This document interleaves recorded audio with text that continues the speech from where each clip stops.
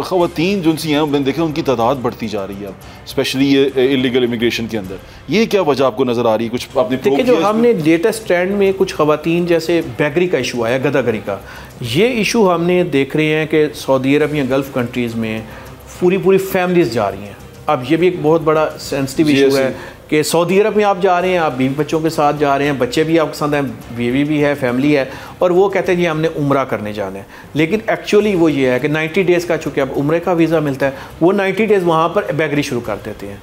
इसका बड़ा अफसोसनाक ये एक और मुश्किल काम है। पूरी फैमिली जा रही है, वो तो शो कर रहे हैं कि हम तो उम्रे की, क्योंकि उन्होंने मेरे ख्याल से 4000 बंदा डिपोर्ट भी किया, जिसमें से तकरीबन 3800 पाकिस्तानी था। जी बिल्कुल ऐसी है। ये एक हमारे लिए एक दुख और शर्म की बात भी है। साथ साथ हमारे लिए भी एक प्राइम मिनिस्टर साहब ने भी इसका नोटिस लिया, मिनिस्टर इंटीरियर हमारे मोहसिन नकवी साहब ने इसका नोटिस लिया, हम इसको परसू कर रहे हैं। लेकिन चूँकि ये बड़ा ही एक है कि पूरी फैमिली जा रही है, उस फैमिली के गाब में वो एक आगे जो हम बात करें वो तो सिंगल बंदा है, उसको तो हम इसे, लेकिन अब चूँकि बीवी बच्चे फैमिली आपकी पूरी साथ जा रही है, तो उस पर भी हम बहुत काम कर रहे हैं। हमने सब एयरपोर्ट से हमारी बहुत सारे बंदे जो डेली के हिसाब से हम ऑफलोड करती हैं, जिन पर हमें शक है कि ये गद्दागरी में मुलविस। तो ये शक की बिना पे अब आपको उसका शेल्टर मिल गया है, उसके अम्ब्रेला में आ गए आप कि आप शक की बुनियाद पे भी उतार सकते हैं? नहीं, इस पर हमारी चल रही है। अभी हमें ये थोड़ा सा इश्यूज़ आ रहे हैं, कोर्ट्स हमें कह रही हैं कि आपने ये शक कैसे किया, जिनका तो प्रीवियस रिकॉर्ड होता है, चाहे वो अगर वो वहाँ से आए हुए हैं और हम कहते हैं कि ये पहले भी गद्दागरी मुलविस है, तो उसमें तो शायद है। लेकिन बहुत सारे इश्यूज़ आ रहे हैं जिसमें हम अब इसको लीगल फॉर्मेट में भी आ रहे हैं। FIA चूँकि हमारे पास वो कुछ हम लॉज को भी अमेंडमेंट के लिए गवर्नमेंट को रिक्वेस्ट की है कि लॉज अमेंड करें, ताकि ये एक पहले इस तरह का इशू नहीं था, ये रीसेंट इशू है, रीसेंट फिनोमेना जो बैगरी का आया है ना, कि बाहर जाकर पाकिस्तानी मांगने वाला काम शुरू हो गया, तो ये बहुत इशू है। इसके लॉज की अमेंडमेंट भी FIA ने फेडरल गवर्नमेंट से रिक्वेस्ट की है कि कुछ लॉज अमेंड करें, बाकी हम अपना पूरा किरदार अदा करें कि इसको रोका जा सके। इसमें बैगरी वाली आपने बात की, UAE ने भी अब हमारे वीज़े इसलिए बंद किए कि बैगरी बहुत ज़्यादा हो गई है और हमारे लोग वहाँ इन्वॉल्व होते हैं बैगरी के अंदर। वापस जब ये लोग आते हैं तो आप इनको प्रोसिक्यूट ठीक तरह करते हैं जब इनको डिपोर्ट किया जाता है? देखिए, जब डिपोर्ट होकर आते हैं तो हमारे फौरी तौर पर हमारा जो हम इनको ह्यूमन ट्रैफिकिंग सर्कल में भेज देते हैं, वहाँ पर इनसे बाकायदा इंटरोगेशन की जाती है कि इनको किसने भिजवाया था, कैसे भिजवाया था।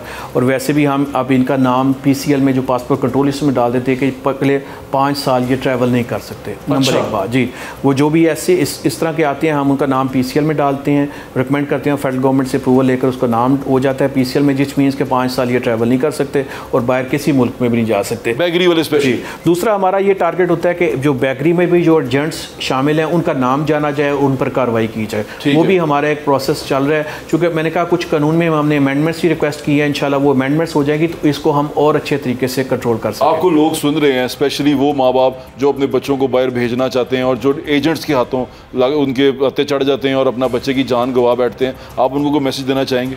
जी बिल्कुल, मैं ज़रूर उन माँ बाप से रिक्वेस्ट करूँगा कि आप इतने पैसे खर्च के और आप अपने बच्चे को इलीगल वे से बाहर भिजवा रहे हैं, बराए मेहरबानी ये ज़्यादती ना करें अपने साथ भी, इस कौम के साथ भी। अब हमारे कितने लोग पहले पिछले साल कश्ती में हादसे में जहाँ बक हुए, अब इस दफ़ा कितने जहाँ बक हुए, कितने को मिसिंग है। तो मेरी आपसे रिक्वेस्ट है, इलीगल वे से अपने बच्चे को भिजवाएँ।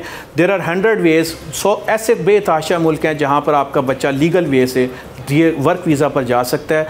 ओवरसीज़ आप प्रमोटर जो हैं, हमारे एम्प्लॉयमेंट प्रमोटर्स हैं, उनका लाइसेंस चेक करें कि ये आपका लाइसेंस है आपके पास, सिर्फ उन्हीं से बात करें, जेन्युइन वर्क वीज़े पर भिजवाएं, तो ये पाकिस्तान की भी खिदमत है और आपके बच्चे की भी जान भी बचाई जा सकती है। सरफराज उर्रक साहब के वक्त का बहुत बहुत शुक्रिया, थैंक यू सो मच। बात छोटी सी है कि आपको इन्फॉर्मेशन होनी चाहिए, आपको सही इन्फॉर्मेशन होनी चाहिए, आपको पता होना चाहिए। बहुत सारे लोग सिर्फ गैर मुसद्दका इतलात और कम इन्फॉर्मेशन की वजह से अपनी ज़िंदगी से हाथ धो बैठते हैं। अगर आप थोड़ा सा डिग आउट करें, थोड़ा सा जानने की कोशिश करें, थोड़ा सा दोस्तों से बात करें, अगर आपको बाहर जाने का बहुत शौक है तो ये जानने की कोशिश करें कि आप बाहर कैसे जा सकते हैं, वो कानूनी रास्ते क्या हैं, कहाँ कहाँ पे नौकरियाँ आती हैं। जब आप शॉर्टकट की तलाश में जाएंगे, आप अपने साथ अपने पूरे ख़ानदान की ज़िंदगी को दाव पे लगा देंगे और ये तमाम चीज़ें आपके लिए ख़तरनाक होंगी। बेहतर ज़िंदगी की तलाश में आप ज़िंदगी से ही हाथ धो बैठेंगे। तो मेरी गुजारिश ये है कि जो आपका दोस्त भी जो कम पढ़ा लिखा है, जिसको समझ नहीं है, उसको अपने दोस्तों को समझाएं, लोगों से बात करें, स्पेशली नौजवानों को बताएं कि बाहर जाना मुश्किल नहीं है, सिर्फ लीगल रास्ता अपनाने की ज़रूरत है और कुछ मुश्किल नहीं है।